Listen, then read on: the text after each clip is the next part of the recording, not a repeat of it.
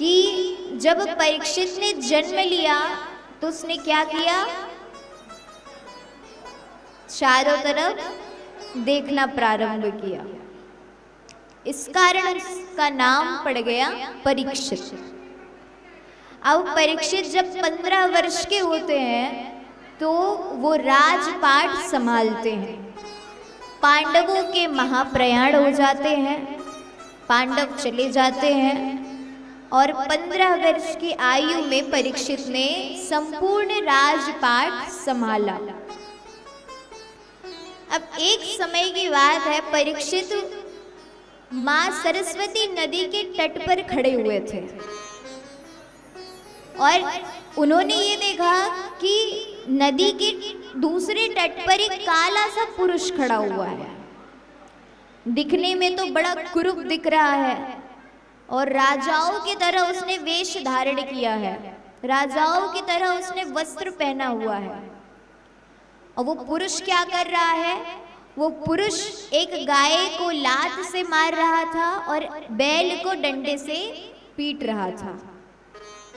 अब जैसे ही परीक्षित ने ये देखा कि उनके राज्य की प्रजा के ऊपर ऐसा अत्याचार हो रहा है, तो परीक्षित जो है उस काले से पुरुष के पास चला जाता है और जा करके उस पुरुष से पूछता है कि कौन है तू और यहाँ मेरी प्रजा को प्रताड़ित क्यों कर रहा है, क्यों मार रहा है, क्या कारण से मार रहा है।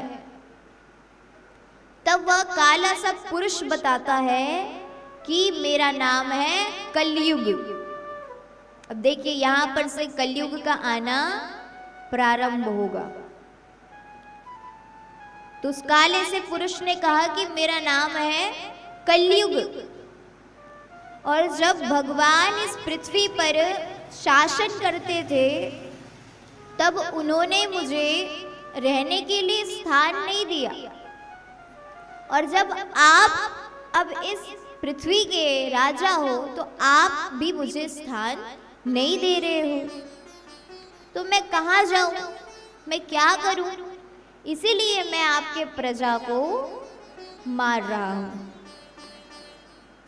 अब परीक्षित एक समय के लिए सोचते हैं कि बात तो सही है, अब किसी को भी रहने के लिए स्थान नहीं मिलेगा तो क्रोध तो आएगा ही। तो कलयुग ने कहा कि महाराज एक काम करिए, मुझे एक स्थान दे दीजिए रहने के लिए और स्थान देने के बाद मैं चुपचाप वहां जाकर के रहूंगा। अब यहाँ पर राजा परीक्षित ने कलयुग को 4 स्थान प्रदान किए, लेकिन स्थान प्रदान करने से पहले राजा परीक्षित ने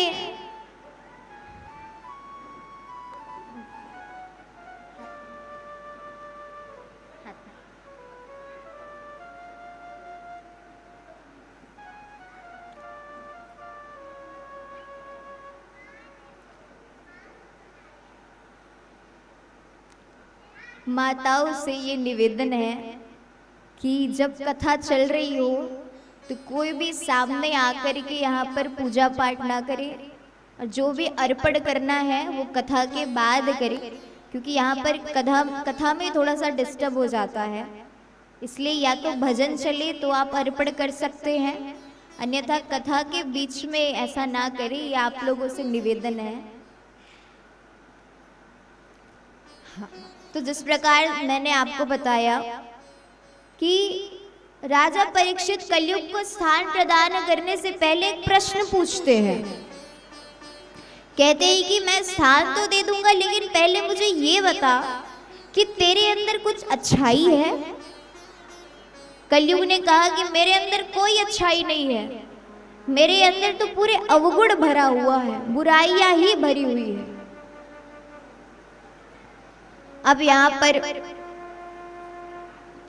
उन्होंने ऐसा कहा, राजा परीक्षित ने पूछा जब इतना सारा बुराई भरा हुआ है तो मैं क्या करने के लिए तुम्हें स्थान दूंगा।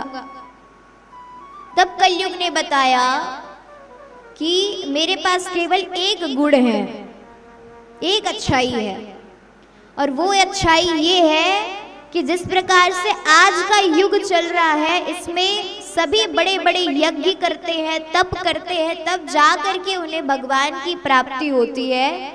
लेकिन कलयुग में केवल भगवान का नाम लेने से ही भगवान की प्राप्ति हो जाएगी।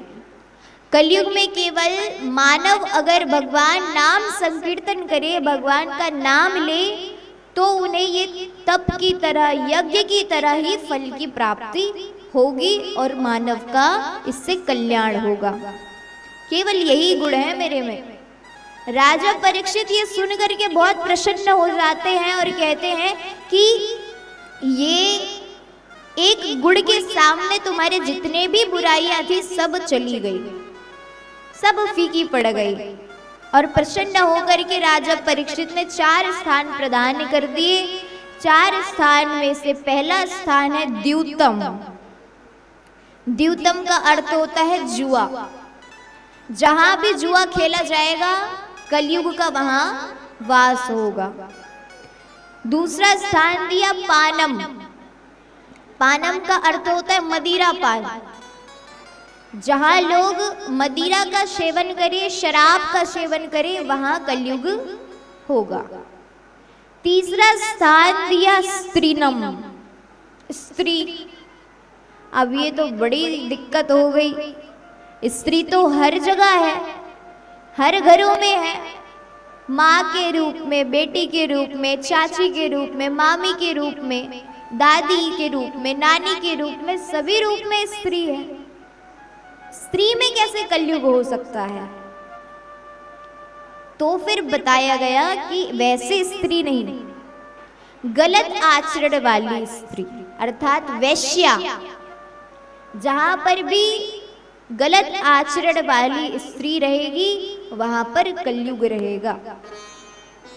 तीसरा स्थान ये हो गया स्त्रीनम। चौथा स्थान दिया सुनाम, यानी हिंसा, मारना, काटना, किसी को धोखा देना, किसी के मन को दुखा देना, किसी को कष्ट पहुंचाना।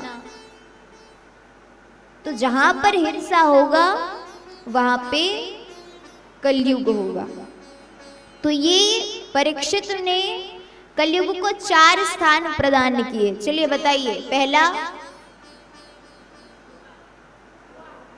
द्यूतम जुआ, दूसरा मदिरा पानम, तीसरा स्त्रीनम और चौथा हिंसा। 4 स्थान दे दिए। कलयुग बहुत खुश हो गया, कहता है महाराज। अब परीक्षित ने कहा बताओ और क्या कहना है। तब कलयुग कहता है कि ये आपने जितने भी स्थान प्रदान किए हैं ना, ये सब तो अपवित्र है, ये सब तो अशुद्ध स्थान है। तो ऐसे अपवित्र स्थान दे रहे हैं, कोई एक अच्छा सा भी स्थान दे दीजिए। तब परीक्षित ने फिर से प्रसन्न होकर के एक और स्थान प्रदान किया और वो है स्वर्ण आभूषण, सोना, गोल्ड। अब अगर माताओं को ये पता चल जाए कि सोने में कलयुग है, क्योंकि सभी मैया कान में पहनती है, नाक में पहनते हैं, गले पे पहनते हैं, धारण करते हैं। अब अगर मैयाओं को ये पता चल जाए कि अरे हमारे कान में, नाक में, गले में तो कलयुग है, तो सोना तो कोई भी नहीं पहन पाएगा। तो कहा कि ऐसे सोना नहीं। कैसा स्वर्ण? जिसको छीन करके लाया गया हो, जिसको चोरी किया गया हो, किसी से भी छीना गया हुआ सोना या तो चोरी किया हुआ सोना, ऐसे जो छल कपट से सोना ले लिया जाए, ऐसे स्वर्ण में कलयुग होगा। कलयुग प्रसन्न हो गया और बाहर से कहते हुए ये जा रहा है कि महाराज आपकी जय हो, आप धन्य हो, और भीतर से ये कह रहा है कि महाराज आप तो बड़े मूर्ख हो। कैसे? अब यहाँ पर क्या होता है, परीक्षित एक दिन सोचता है कि जरूर मेरे पिताजी, मेरे दादाजी सभी के सभी मेरे लिए कुछ ना कुछ छोड़ करके गए होंगे। चलो आज बड़ा मन कर रहा है, इच्छा हो रही है, तो जा करके देखता हूँ। अब परीक्षित जाता है देखने के लिए। बहुत सारे स्वर्ण थे वहां पर। अब उन स्वर्ण में से उसे एक बड़ा सुंदर सा मुकुट पसंद आता है परीक्षित को, और वो मुकुट जरासंध का था। भीम ने उसे जरासंध के बेटे सहदेव से छीन करके लेकर के आया था। अब छीना हुआ मुकुट यानी कि उसमें क्या होगा, कलयुग बैठा है। अब जैसे ही परीक्षित को तो बहुत पसंद आया वो मुकुट, जैसे ही उसने अपने सिर पर धारण किया, कलयुग आकर के बैठ गया। कलयुग ये कहने लगा, तुम पूरे राज्य में शासन करोगे, लेकिन मैं तुम्हारे सिर पर बैठूंगा। अब उनके सिर पर आकर के कलयुग बैठ गया। अब एक दिन क्या होता है, परीक्षित जाते हैं शिकार करने के लिए। वो मुकुट को पहन करके शिकार करने गए। एक हरिणी के पीछे पीछे भागते भागते परीक्षित बहुत थक जाते हैं। उनको प्यास लगने लगती है, उनको भूख लगने लगती है। तो अब परीक्षित ने देखा कि वहां पर एक ऋषि बैठे हुए हैं आंख बंद करके। तो परीक्षित को लगा कि ये मुझे देखकर ही ढोंग कर रहा है, मुझे देखकर ही अपना आंख बंद करके अभी बैठा हुआ है। तो अब परीक्षित वहां पर चला गया। वो ऋषि का नाम था शमीक ऋषि। और परीक्षित वहां पर जाकर के पूछने लगा, अपने पानी के लिए पूछा, लेकिन कोई भी उत्तर नहीं मिला, क्योंकि यहाँ पर ऋषि तो ध्यान मग्न बैठे हुए हैं। अब जब उन्हें ऐसा लगने लगा परीक्षित को कि यहाँ मेरा अपमान हुआ है, क्योंकि वो राजा था वहां का, और वो ये सोचने लगा कि मुझे यहाँ पर बैठने के लिए भी नहीं पूछा। अब परीक्षित क्रोध से भर गया। वो पहले से ही भूख प्यास से व्याकुल थे, और ऐसा देख करके क्रोध से भर गए, क्रोधित हो गए। भूख प्यास से छटपटा रहे थे, तो क्रोध के कारण जब वो वापस लौट रहे थे तो एक धनुष के नोक से मरे हुए सर्प को उठा करके ऋषि शमीक के गले में फेंक दिया, और वहां पर से फिर वो अपना राजधानी में चला गया। जब अपने महल पहुंचता है, जब वो मुकुट उतारता है, तब उसे ये पछतावा होता है कि मैंने वो ऋषि के साथ बहुत गलत किया।